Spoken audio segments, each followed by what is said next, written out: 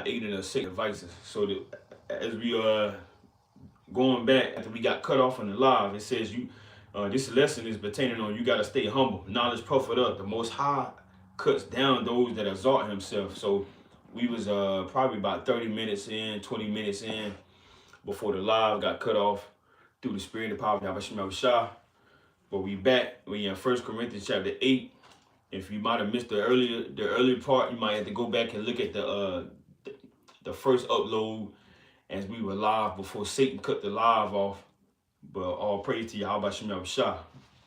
We back. Now this is 1 Corinthians chapter 8. 1 Corinthians chapter 8 verse 1. And it reads, it says, now as touching things offered. So let me make sure. Lord willing. So 1 Corinthians chapter 8 verse 1. It says, now as touching things offered unto idols, we know that we all have knowledge. Knowledge puffeth up. So what does Paul mean, knowledge puffeth up? When you lead somebody, you know, you got to make sure you're not in the spirit of receiving glorification. Because the Lord said, let me get this in first Galatians chapter 1. This is Galatians chapter 1 verse 10. It reads, it says, for do I now persuade men or Most High God, or do I seek to please men? For if I yet please men, I should not be the servant of Hamashiach. Verse 11, but I certify you, brethren, that the gospel which was preached of me is not after man. For I neither received it of man, neither was I taught it, but by the revelation of Yahweh Hamashiach, as the world understands as Jesus the Christ. So in First Corinthians, see, man, this is madness, man. Satan.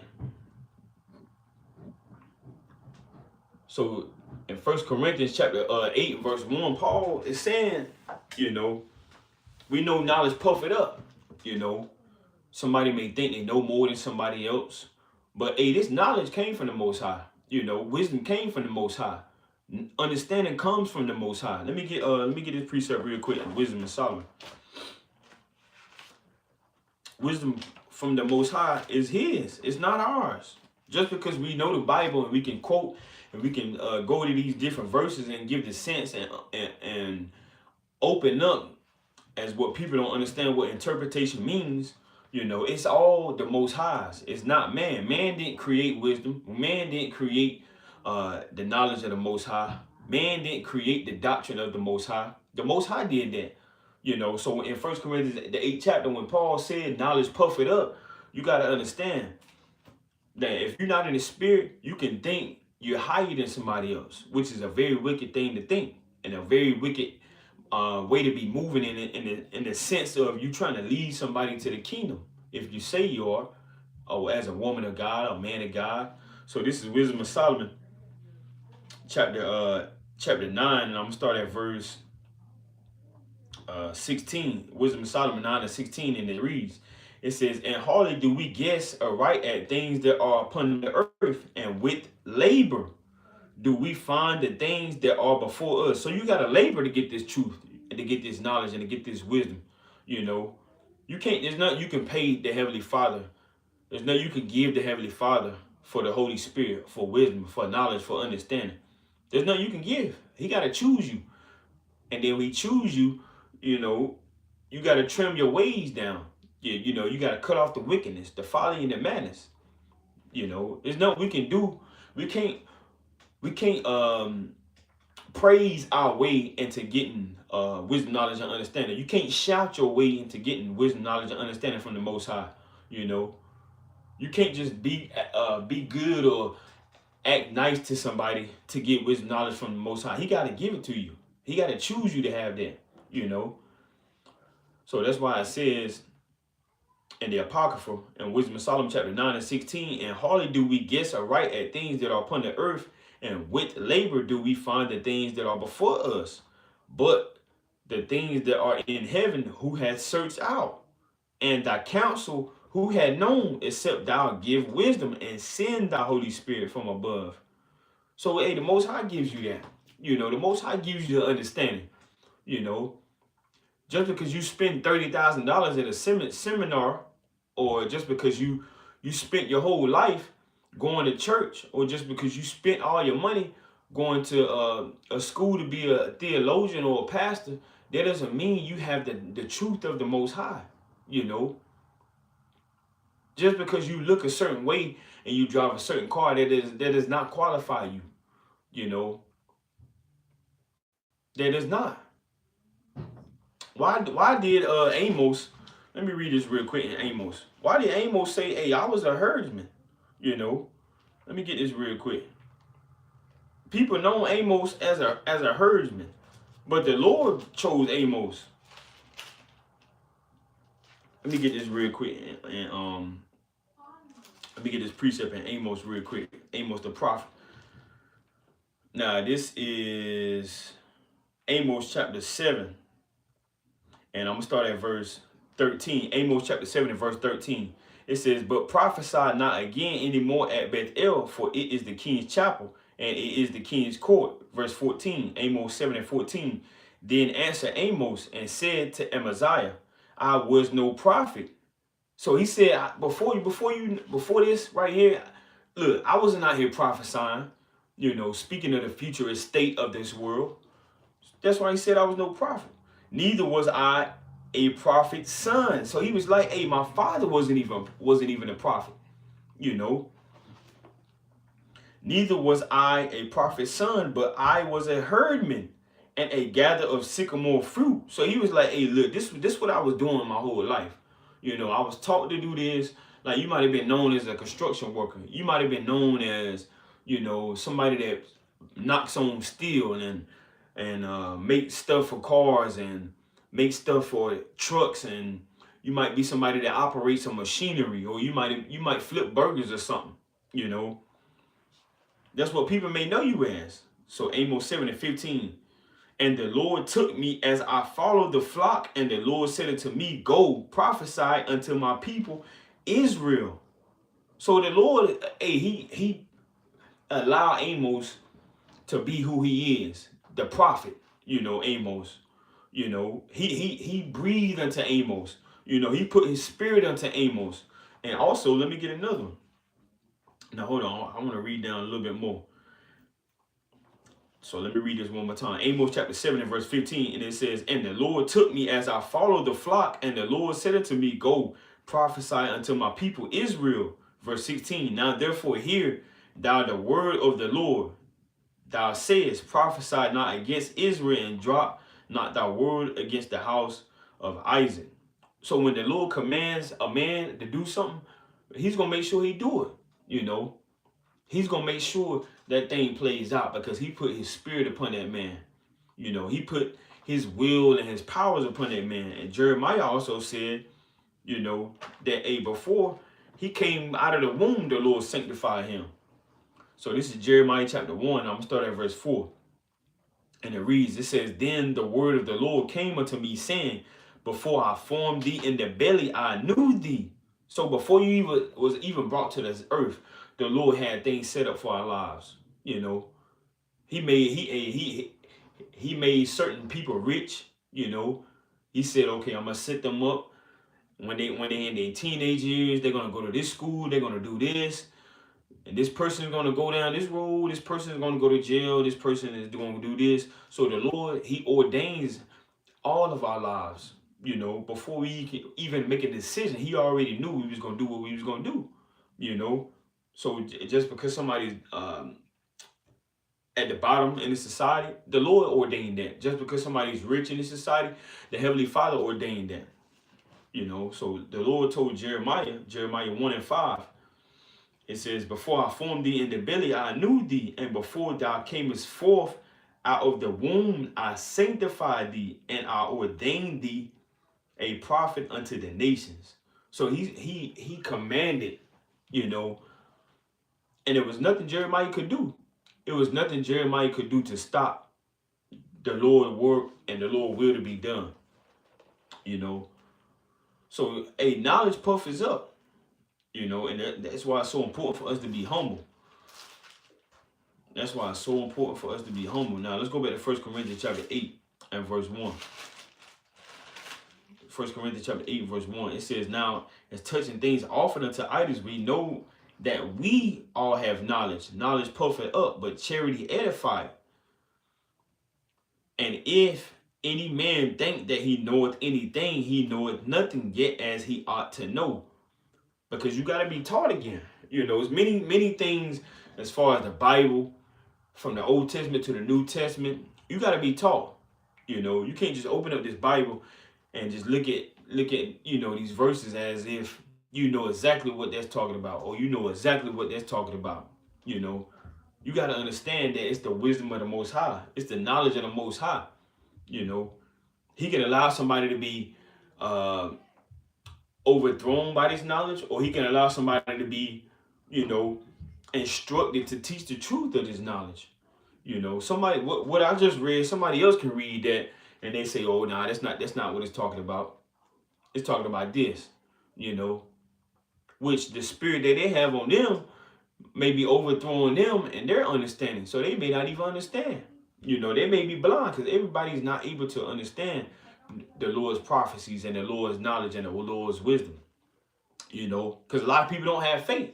You know, they don't believe. You know, just like you got scoffers in the chat. You know, you got demons in the comment board.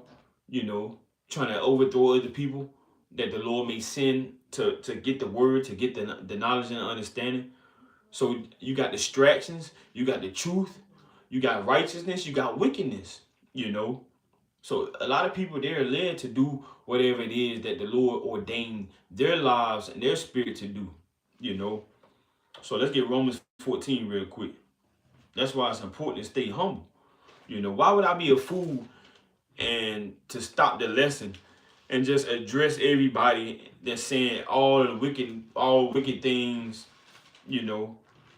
No, I'm gonna remain humble and continue on with the lesson, you know. Now this is Romans chapter 14, verse 3. It says in 1 Corinthians chapter 8, verse 1 and verse 2 that we know idols aren't nothing, you know, because this is what it's going into. It's going into food that's sacrificed into idols. If I know that idols aren't anything, but I'm eating something around somebody else that may look at this and say, hold on now, did you get that from that meat market? You know, well, hold on, that meat market, they worship idols over there. Why would you eat that? You know, so as soon as I'm about to eat it and my brother say that, I need to be aware and I need to humble down. I don't have to get into debate. I don't have to go into, hey, look, hold on now. Let's go to this verse. I mean, that could be expedient, but what if that man's an elder? You know, what if that man is somebody that's new to the faith? You know, I don't need to show him how much I know. You know, I don't need to belittle him based on the knowledge and the understanding and the wisdom that I have. You know, it ain't always the time and the place to do that. You know, hear the man out. See why he's saying I don't need to go to that meat market. You know, maybe his spirit isn't on the level my spirit is on. Maybe his faith isn't where my faith is. You know, and that's what Paul was trying to tell these Corinthians, you know, dealing with food sacrificed to idols. You know, just because you might have been in the truth 8 years, you know, and somebody coming up on you that's been in the truth 2 years and they say something, you know, you don't have to try to belittle them. You know, just be humble. You know, allow your spirit to humble down. Allow your zeal to not, you don't have to take your zeal away, but you got to understand that everybody isn't on the same level.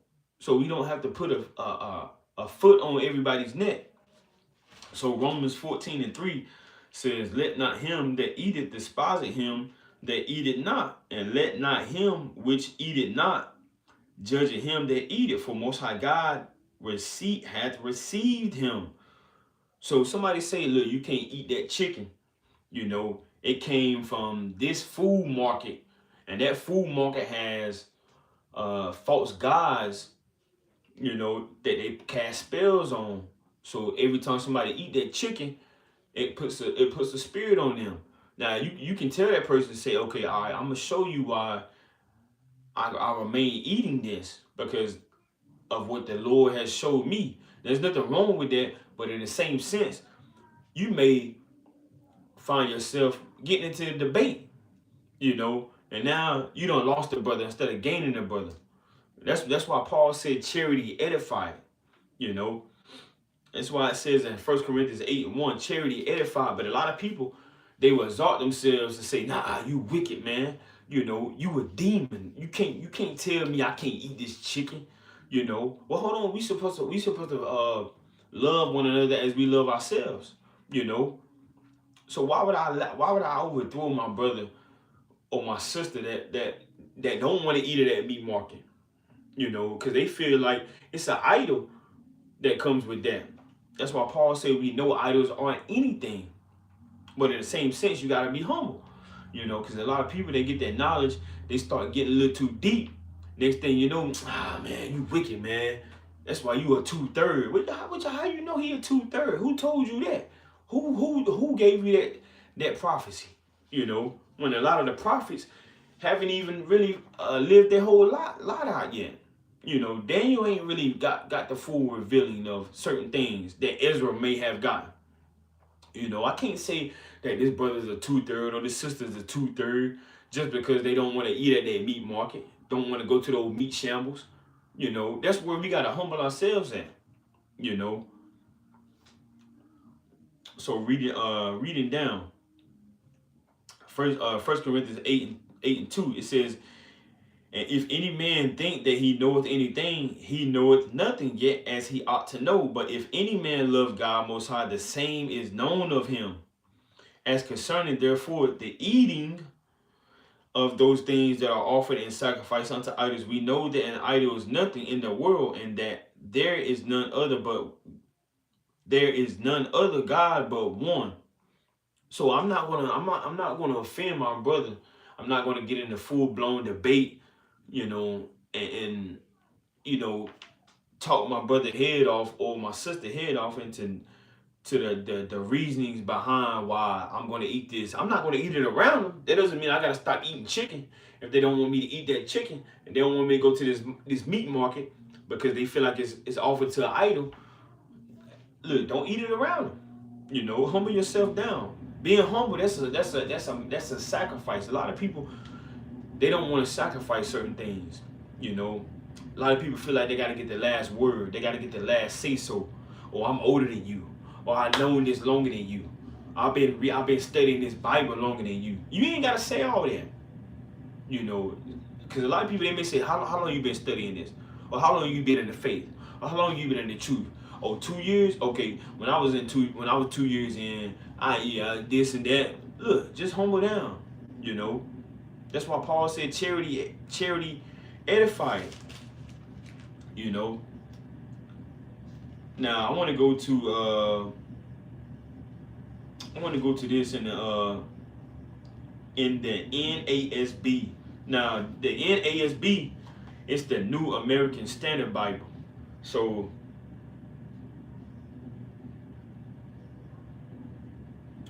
I'm gonna read this what I just read in the NLT. Now this is 1 Corinthians 8:1 in the NLT. It says, and I also want to touch on Romans 14:10 in the GNT. So this is 1 Corinthians 8:1 in the NLT. It says, now as touching things offered unto idols, we know that we all have knowledge. Knowledge puffeth up, but charity edifieth. So like, I don't think this is the NLT. So like, let me get it real quick.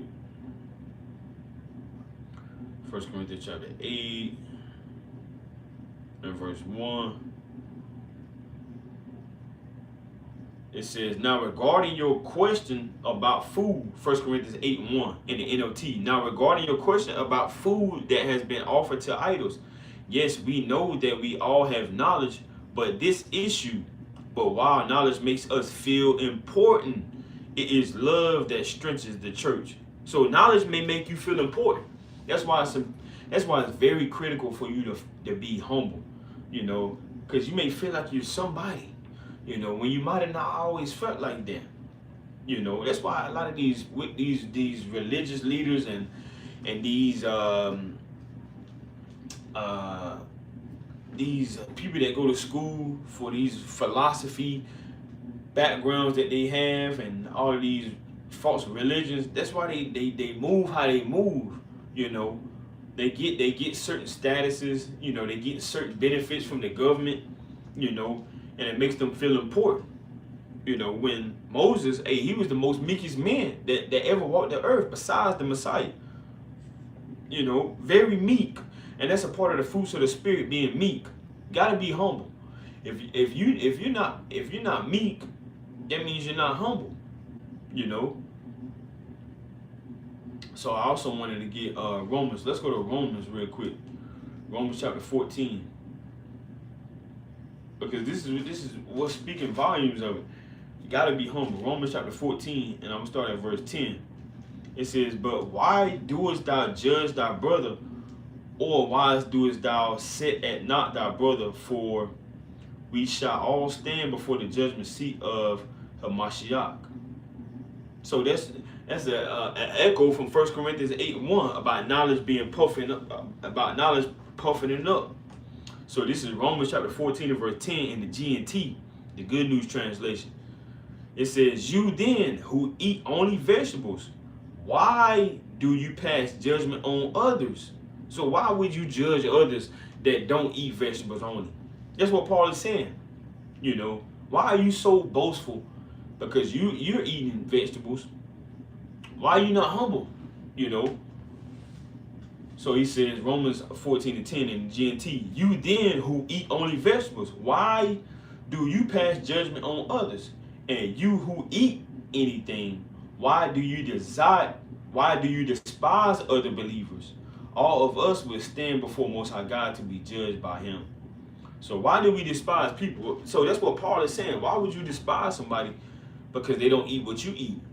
You know, when we should be edifying one another, you know, gaining one another. That's why wisdom is so critical, you know, because you can be wise and then you can also understand, okay, I see that this brother and this sister is saying this, but I also gotta make sure, you know, I don't lose my brother and my sister, you know. So a lot of people, they don't do that. You know, they let their knowledge get to their head, they feel important, you know, and they start telling them, well, hey, look, you wicked, you know, you're a devil. Let's go to Job real quick. Let's go to Job chapter 10. Job chapter 10. You know, this whole thing is about being humble, you know, because at the end of the day, the Lord can show whatever the Lord showed me, the Lord can show him, you know, and if the Lord don't show him that, you know, hey, look, we still got each other. We still got our brother. You know, we still got our sister. Instead of just saying, man, hey, the Lord ain't dealing with you, man. You gonna tell me that's an idol? After I done prayed over this food, after I done gave the Lord a thanks for this food, you know, this is all I can afford. You know, man, look, hey, go on about your business, man. I don't even want to deal with you no more. You know. But the Lord can, hey, he can allow us to look, okay, all right, I see why you saying that. You know, let me humble down. You know, I see why you saying that. You know what? I'm sorry, look, I ain't even gonna eat this food. You know, but a lot of people ain't gonna do that. They not gonna do that. Now this is Job chapter 10 and verse 16 in the NLT. Matter of fact, I'm gonna read it in the King James Version, then I'm gonna read it in the NLT. Job 10 and 16 in the King James Version, it says, "For it increaseth, thou huntest me as a fierce lion, and again thou shewest thyself marvelous upon me." So what is Job saying? For it increaseth. What is Job actually saying? So let's go to the NLT, Job 10 and 16. You know, comparing and contrasting. Job 10 and 16 in the NLT, it says, "And if I hold my head high, you hunt me like a lion and display your awesome power against me." So if I think I'm a little higher than what I should be thinking, if I think I'm so important, or if I think I'm somebody because I got knowledge and I got wisdom and I got understanding, hey, the Lord is gonna hunt me. You know, the Lord is gonna follow my every step, and sooner or later He gonna cut me down. You know, Job, hey, said the same thing: humble yourself, or you're gonna be cut down. You know, It's the same. It's the same things all throughout the Old Testament, all throughout the New Testament. You know, humble yourself under the mighty hand of the Most High, or you will be brought down. You know, because if you thinking you're better than the next person just because you can teach this way, or you can instruct this way, or you can exhort this way, or you can do something and say something to somebody this way, sooner or later you're gonna find yourself destroying people's lives. You know, and it's no number that's documented on somebody's television screen or somebody's comment board, how many people done let this brother away, let his sister away, to destroy this household. You know, it's the Lord has all the records, which is a fearful and a scary thing. You know, somebody might have destroyed their marriage because they thought they was better, or they was this mighty or that mighty. Somebody might have destroyed their child's life because they want to withhold their son or their daughter from this and that. You know, it's all due to being humble. That's all it is. You know. So I want to get let's go to 3rd John. Cause you gotta stay humble. Let's go to 3rd John. Now we got a mighty he used to be a mighty man, but we're gonna read about him. This is 3rd John chapter 1. 3rd John chapter 1.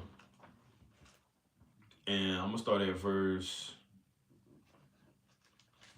8. I'm gonna start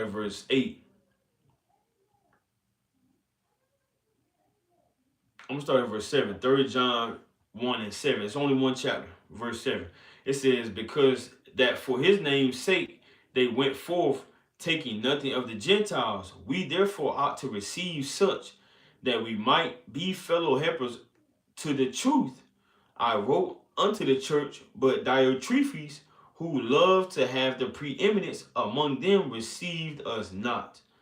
So this man Diotrephes, you know, he wanted to be over.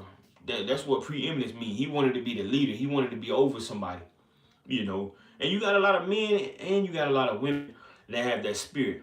You know, they want to be the ones in charge. They want to be the ones calling the shots, you know. And if you don't have that spirit of being humble, being meek, you will find yourself wanting to be in charge. And can't nobody tell you nothing. Can't nobody lead you. Can't nobody, help you, because you always want to say, you always want to speak. You don't want to listen. You know, how are you going to become a better man, a better father, a better husband if you can't receive instructions? You always got to be quick to talk. You know, nobody can tell you nothing. You know, part of being a better man, because we come from all different backgrounds, all different shapes, sizes, and forms, all different accolades, and all different weaknesses, and all these many things that we have. You know, if we're not humble, we'll miss something that we need to work on and that we really need to better ourselves, because we should all be increasing for the Lord. We should all be bettering ourselves for the Most High. You know, we should all be gaining and doing something for the ministry, for our households, for our spouses, even if we're single, even if you're single, you know, you should be bettering yourself to magnify the Lord, whether it's giving somebody something, helping somebody out. But if you want to be in charge, you know, and you want to pull down, and you want to tell people what to do instead of you doing something to follow the leader, that's not the right spirit to be in.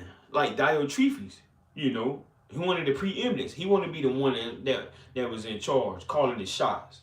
You know, somebody else telling him, okay, look, you need to study this, you need to do this, you need to do that. Just imagine Diotrephes telling Moses, no, I'm gonna go speak to Pharaoh, you know, and then he just smoked Pharaoh. I mean, he smoked Moses.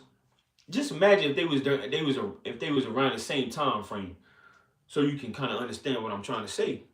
You know, just imagine Diotrephes, because you had leaders during this time of 3rd John, just like you had Moses and Aaron. You know, you didn't see Aaron kind of say, nah, Moses, look, hey, you was in Egypt this whole time. I was out here keeping the Levitical laws. You was out there doing the Egyptian stuff. Look, I'm going to go in there by myself and I'm going to talk to Pharaoh. Aaron didn't do that.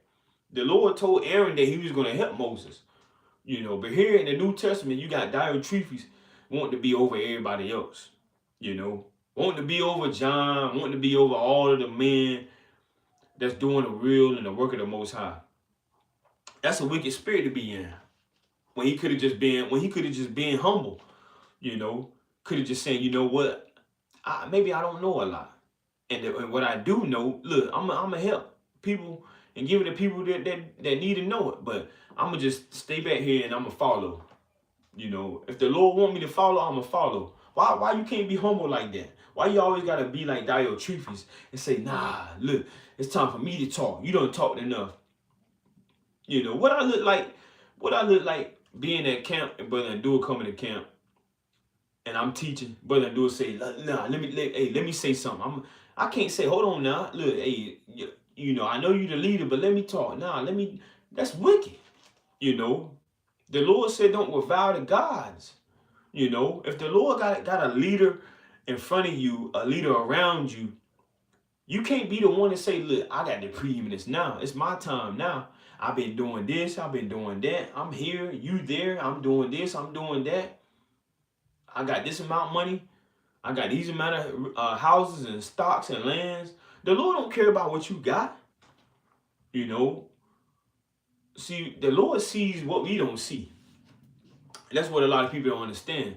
What the Heavenly Father sees, we don't see that. You know.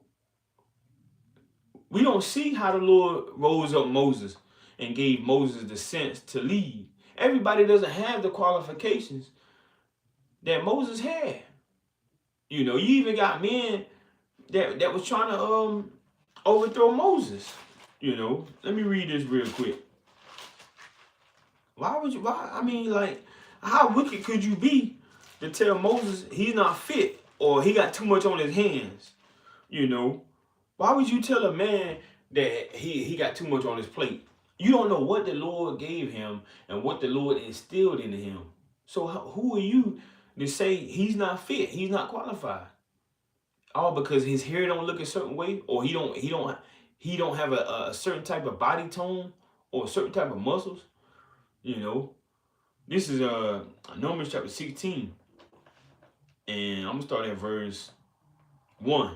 We're not gonna read this whole thing, but we're just gonna touch on some points that is helpful and very, you know, wise for us to understand and look at. Because the Lord also said in Romans that the Bible was written for our learning. So many things in here we can learn from to better our walk as men and women of the Most High, so-called blacks, Hispanics, and Native Americans. So this is Numbers chapter 16, verse 1. It says, now Korah, the son of Izhar, the son of Kohath, the son of Levi, and Dathan, and Abram, the sons of Eliab, and On, the son of Peleth, sons of Reuben, took men, and they rose up before Moses with certain of the children of Israel, 250 princes of the assembly, famous in the congregation, men of renown. So these men came together to come against Moses. You know, certain people that had a certain status.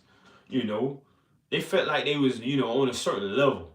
You know, that's why you got to be humble. Because, hey, look, you might have been given a title of a captain. You might have given a title of a lieutenant. You might have been given a title of a general. You know, just because you receive that title, that doesn't mean you're better or you're more mighty than the next man.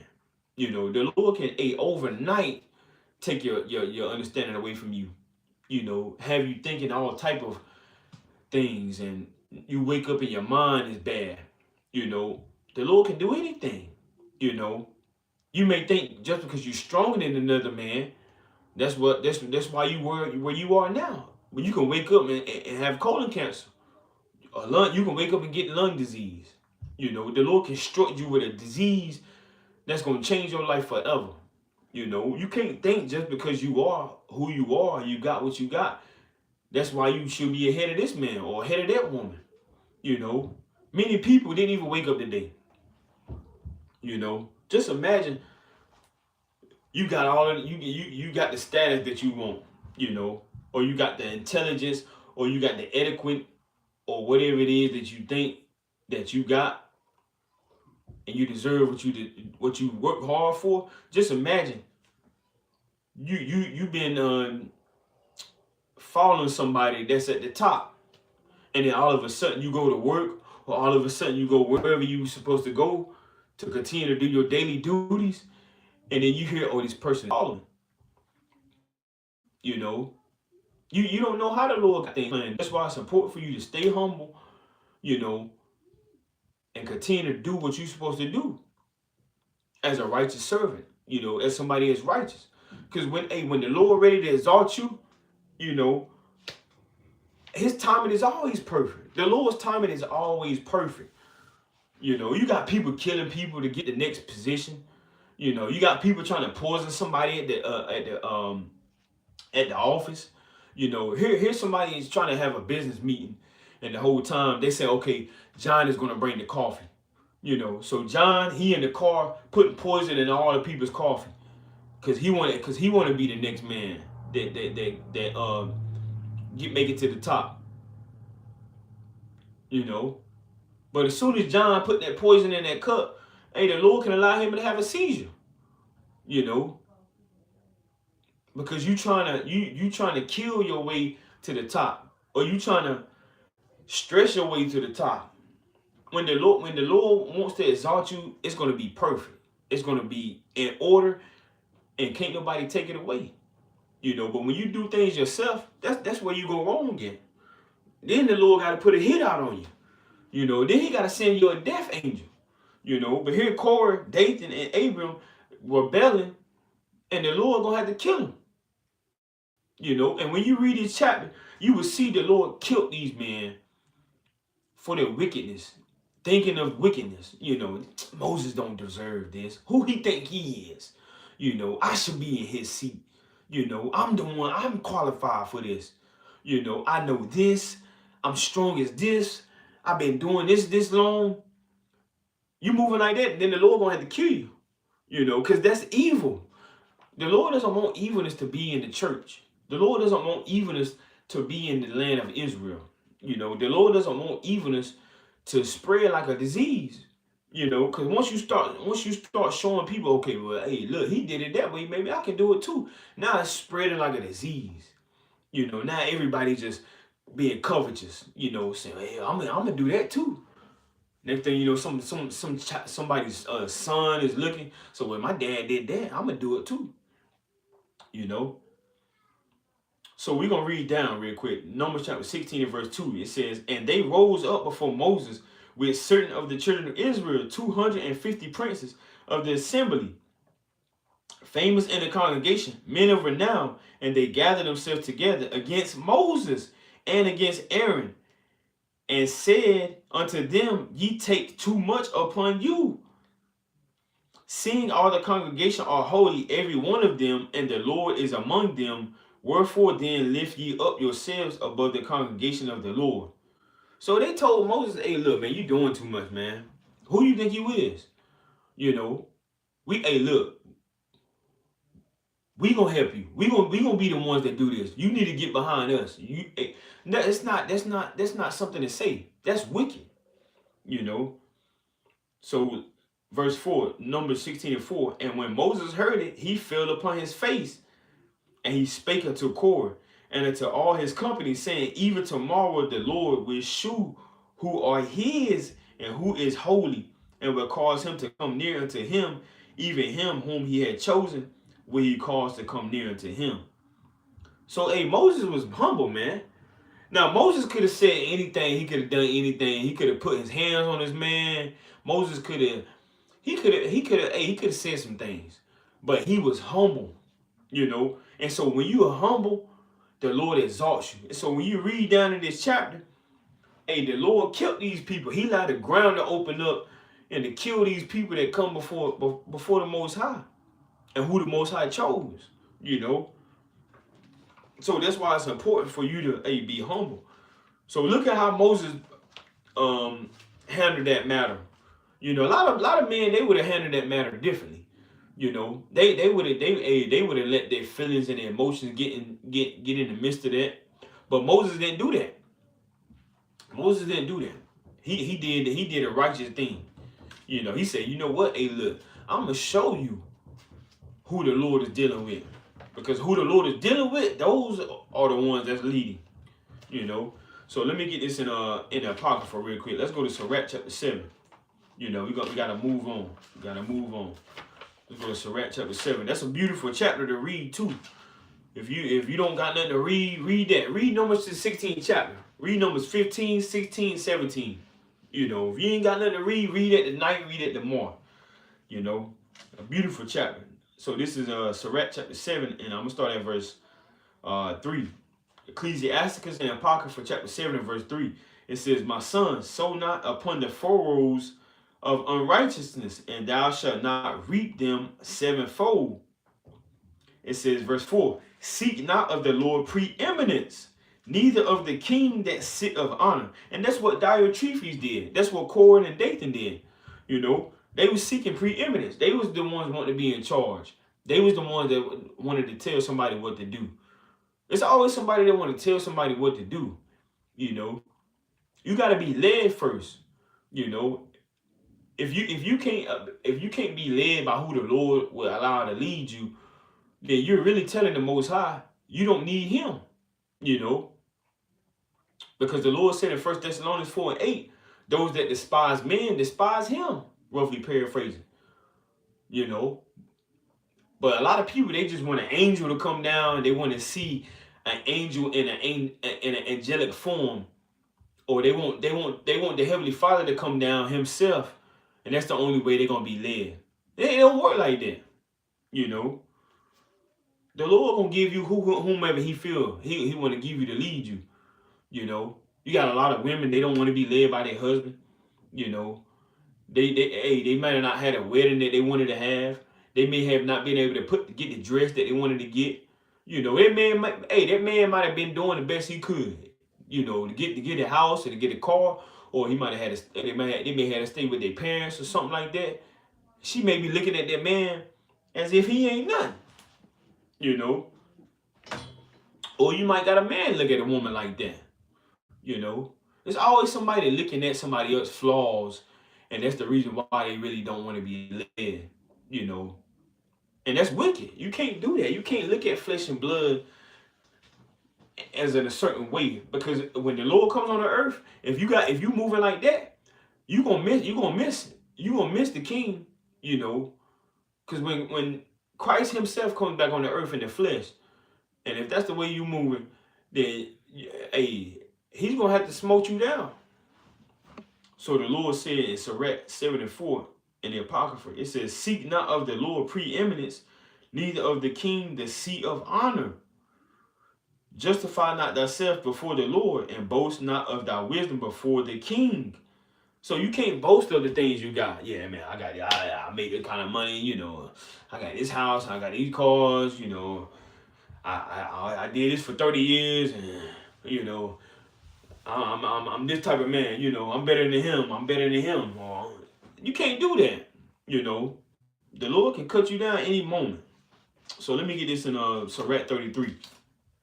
You know, you got to stay humble. Let me get this in Sirach 33. This is Ecclesiasticus chapter 33, and I'm going to start at verse 22, and it reads, in the Apocrypha. It says, in all thy works, keep to thyself the preeminence. Leave not a stain in thy honor. So in all your works, you know, in all your works, you got to thank the Lord. You got to give that due diligence to the Lord. You got to let everybody know it's because the Lord I got this. You know, I repented and I'm standing in the faith. I'm holding on. I'm believing. I fear the Lord. This is why I got what I got. You know, this is why I'm still in the truth. You know, this is why I ain't overthrown. You know, because I'm following the Lord's instructions. I'm following the ways of the Most High. This is why my house is not overthrown. You know, this is why my health is still in good state. You know, this is why I'm able to stand 10 toes down when I was on my wits' end. You know, in all your works, you know. So you also got Esau, you know, wicked nations that exalt themselves too. Now I want to get this in First Maccabees right quick. You also got these other nations, that exalt themselves as well. You know. Now let me get this in First Maccabees in the Apocrypha. You know, because hey, you got Alexander the Great, the Greek, you know, the freak that overthrew, you know, a lot of these other countries as well. You got, you know, you got all of these heathens, you know, they like to call the shots that don't believe in God. So this is First Maccabees chapter 11. And I'm starting at verse 27 and it reads. First Maccabees 11 and 27 and it reads, it says, I'm starting at verse 26. First Maccabees 11 and 26. It says, yet the king entreated him as his predecessor and had done before and promoted him in the sight of all his friends and confirmed him in the high priesthood and in all the honors that he had before and gave him preeminence among his chief friends. Then Jonathan desired the king that he would make Judea free from tribute, as also the three governments with the country of Samaria, and he promised him 300 talents. So the king consented and wrote letters unto Jonathan of all these things after this manner. King Demetrius unto his brother Jonathan and unto the nation of the Jews sendeth greeting. So it's important for us not to trust our enemies, you know, because they lie, you know, and they deceive, you know. Same thing how Columbus, and just the other day you had Indigenous People Day, you know. People remember how Columbus came and a deception is said that he discovered the land. When we know good as well, the Northern Kingdom been over here before Columbus came over here. You know, we know the myths, we know the lies that they spoke, you know, and then they put a whole day of Indigenous Peoples Day. And the same thing that happened then is the same thing that we're reading about in First Maccabees, the 11th chapter. You know, these nations, they like to exalt themselves. You know, they gonna tell you lies, they gonna speak smooth words, and the next thing you know, it war. You know, death, murder, rape, robbery, deception, lies. You know, laws being passed. You can't say you're an Israelite. You can't read that Bible. You can't keep the Sabbath. You can't keep those feast days. You know, we got all of this devilish, demonic stuff because of the, you know, these heathens. So let me go down to verse 57. So these men was getting crafty with the Maccabees, you know. So First Maccabees 11 and 57. I'm not gonna read this whole thing, but we just touching on a few points. First Maccabees, I'm gonna start at verse 56. So like I'm gonna start at verse 55. First Maccabees 11 and 55 in the Apocrypha. It says, then there gathered unto him all the men of war whom Demetrius had put away, and they fought against Demetrius, who turned his back and fled. Moreover, Tryphon took the elephants and won Antioch. At that time, young Antiochus wrote unto Jonathan, saying, I confirm thee in the high priesthood, and appoint thee ruler over the four governments, and to be one of the king's friends. Upon this he sent him golden vessels to be served in, and gave him leave to drink in gold, and to be clothed in purple, and to wear a golden buckle. So, hey, they may tell you, hey, look, you signed this contract. This is how these heathens get down, man. They say, you signed this contract, I'm going to do this for you. I'm going to do this for you. I'm going to give you this amount of money. It's just like they did the Maccabees, you know. Verse 59, First Maccabees 11 and 59. His brother Simon also he made captain from the place called the ladder of Tyrus unto the borders of Egypt. Then Jonathan went forth and passed through the cities beyond the water, and all the forces of Syria gathered themselves unto him for to help him. And when he came to Ascalon, they of the city met him honorably. You know, so they gonna make it seem like, hey, look, they for you. You know, they're gonna help you, but in the end, they're gonna kill you. You know, they like to exalt themselves as God. You know, they want to be the ones in control. You know, they don't want to humble themselves down. But this just to show you that who the Lord basically can cut down, because if you exalt yourself, the Lord can cut you down, you know. And the Lord is surely going to cut these heathens down pretty soon. Now, this is First Maccabees 12 and 42. And it reads, it says, now when Tryphon saw that Jonathan came with so great a force, he durst not stretch his hands against him, but received him honorably, and commended him unto all his friends, and gave him gifts, and commanded his men of war to be as obedient unto him as to himself. Unto Jonathan also he said, why hast thou put all these people to so great trouble, seeing there is no war betwixt us? So he trying to make it seem like he ain't gonna go to war with him, you know, trying to make it seem like they're gonna be peaceful. But we're gonna find out. Verse 45, it says, therefore send them now home again. So he basically want him to be by himself. He want him to send his men away. It says, therefore send them home now again, and choose a few men to wait on thee, and come thou with me to Ptolemais, for I will give it thee, and the rest of the strongholds and forces, and all that have any charge. As for me, I will return and depart, for this is the cause of my coming. So Jonathan, believing him, did as he bade him, and sent away his host, who went into the land of Judea. And verse 47, and with himself he retained but 3,000 men, of whom he sent 2,000 into Galilee, and 1,000 went with him. Now as soon as Jonathan entered into the Ptolemais, they of Ptolemais shut the gates, and took him, and all them that came with him they slew with the sword. So hey, he had 3,000 men, but he sent 2,000 of them away, because he believed his enemy, when the Lord told us not to trust our enemies. You know, he believed his enemy, and now he wound up getting overthrown, you know. And the Lord surely is going to bring them down, you know. Let's go to Obadiah real quick. Because these heathens, hey, look, they've did a number on so-called Black, Hispanic, and Native American. You know, and they like to exalt themselves as if they are God. And the Lord, he commanded and he prophesied that they're going to be brought low. So let me get this in Obadiah real quick. It's only one chapter. Verse 4, Obadiah verse 4, and it reads, it says, matter of fact, I'm going to just start at verse 1. Obadiah 1 and 4. It says, the vision of Obadiah. Thus said the Lord, Yahweh Shem Yahweh Most High God, concerning Edom, we have heard a rumor from the Lord, and an ambassador is sent among the heathen. Arise ye, and let us rise up against her in battle. Behold, I have made thee small among the heathen, thou art greatly despised.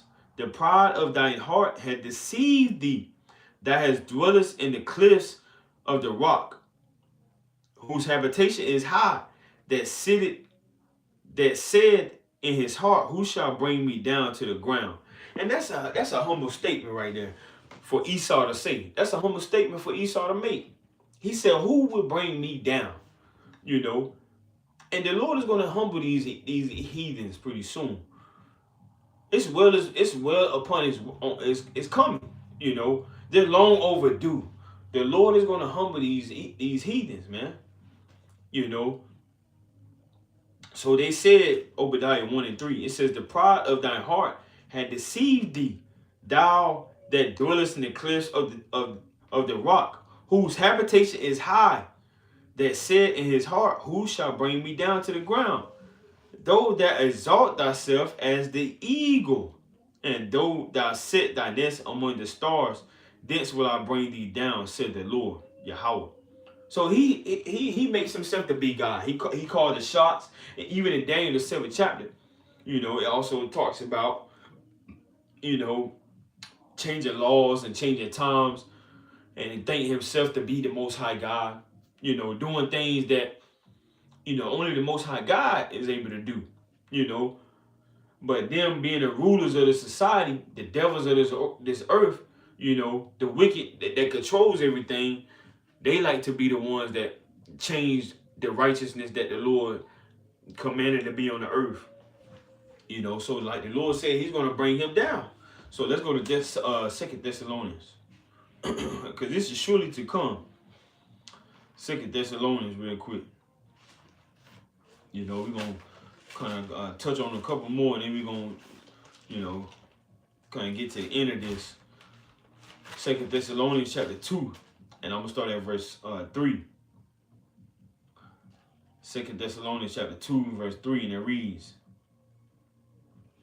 it says, let no man deceive you by any means, for that day shall not come, except there come a falling away first, and that man of sin be revealed, the son of perdition. So we've been deceived.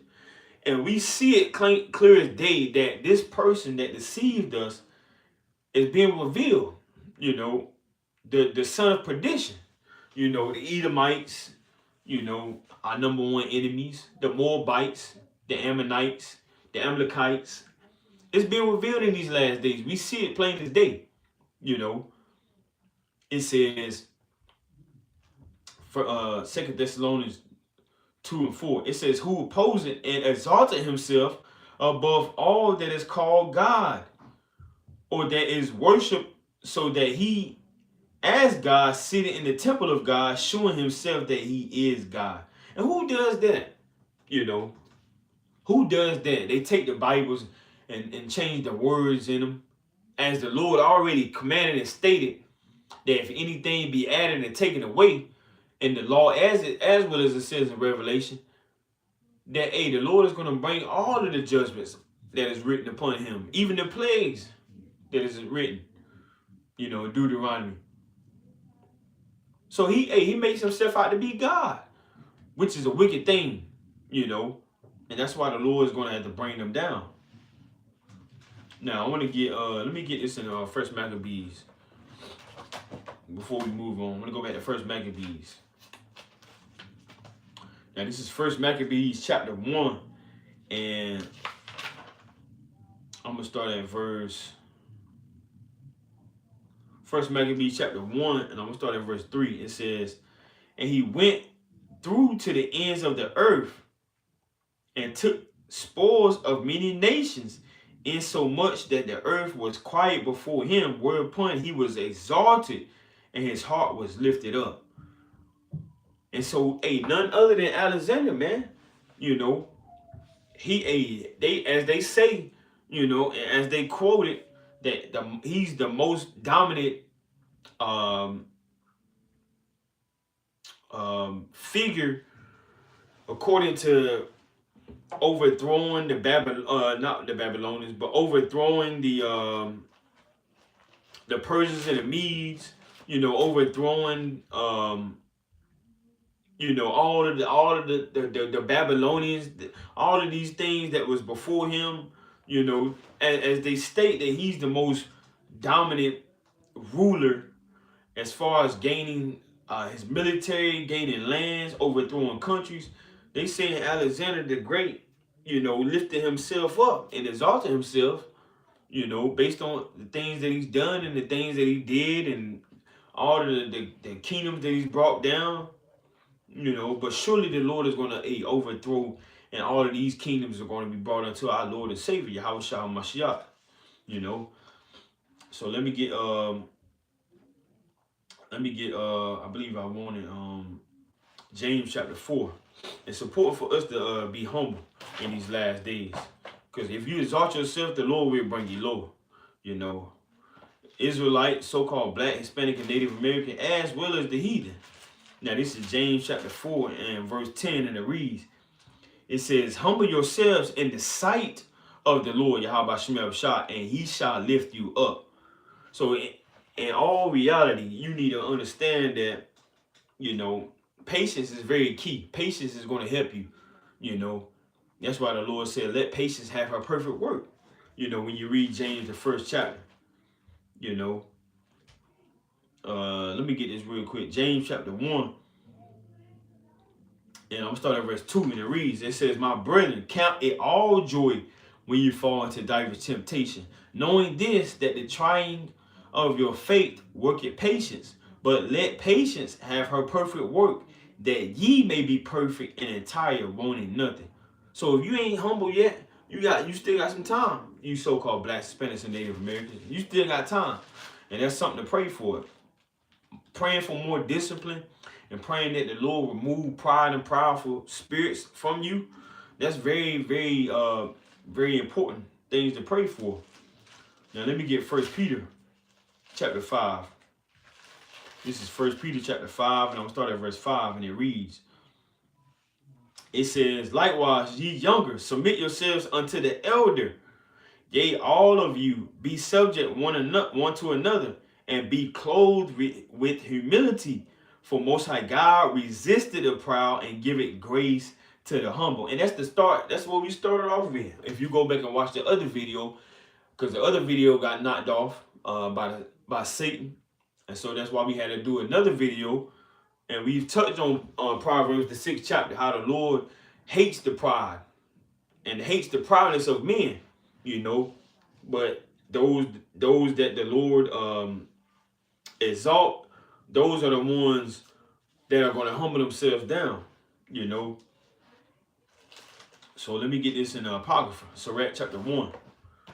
Sirach chapter 1 and in the Apocrypha, and I'm going to start at verse 30. Sirach chapter 1 and verse 30, and it reads, it says, exalt not thyself, lest thou fall and bring dishonor upon thy soul. And so, Most High God discover thy secrets and cast thee down in the midst of the congregation, because thou camest not in the truth to the fear of the Lord, Yahweh Shem Yahushua, but thy heart is full of deceit. So, hey, it's important for you not to exalt yourself, you know. Everybody ain't got to know what you got and how you got it, you know. You got people, they like to still talk about the stuff that they did in the streets, you know. That was 10 years ago. Nobody cares, you know. A lot of people, hey, look, I get so sick and tired of I get so sick and tired of a grown man saying what he used to do in the streets. What, I'm supposed to be afraid of you now because you used to sell drugs? They don't, look, everybody ain't got to know that. A lot of people, they bring these things up to try to show and hold up an accolade, man.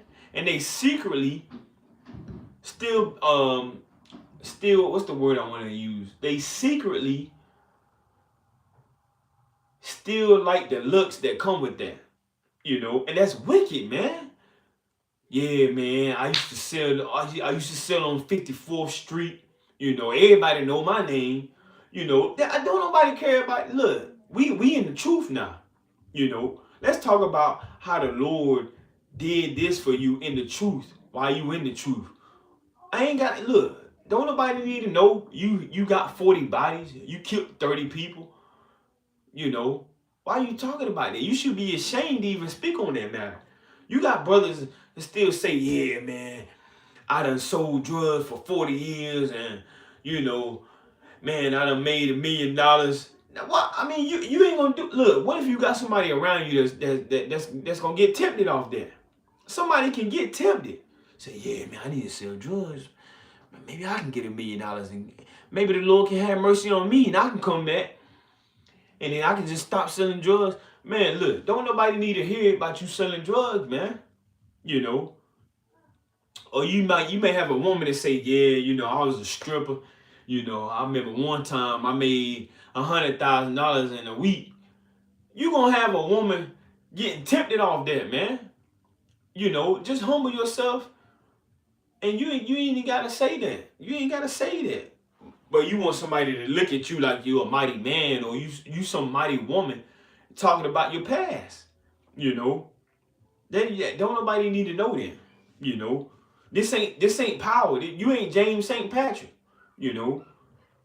Hey, Israel gotta chill out with that, man. I get so sick and tired of hearing brothers. I mean, I understand if you showing and telling somebody how the Lord brought you from something, but you ain't got to go in detail, man.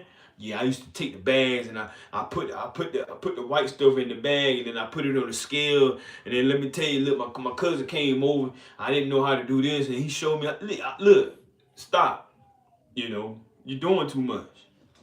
You know, just doing too much. So let's go to Sirach chapter 7 real quick. Sirach chapter 7. It make me so sick, man. I can't stand when somebody be doing it, man. You know, and I'm gonna tell you straight up, I thank the Lord that I did not have to live that life in the streets. I thank the Lord that I never had to go see or touch or anything like that, man. You know, because a lot of people because the rappers, they talk about it. That's all you hear on the radio, slinging on the block. Got the nickel in my pocket. Got the dime in the rock in my sock. Look, man, that's wicked, man. People talk about that, make songs off that. They make songs off selling dope. It's madness. So this is in the Apocrypha, Sirach chapter 7 and verse 11, and it reads, it says, laugh no man to scorn in the bitterness of his soul, for there is one which humbleth and exalteth. So the Most High, he can humble you to a point where you used to boast about being a dope dealer. Now you on the bottom. Now you can't get no job. Now you all you known is for felonies. Now all you known for, oh, that's Tony.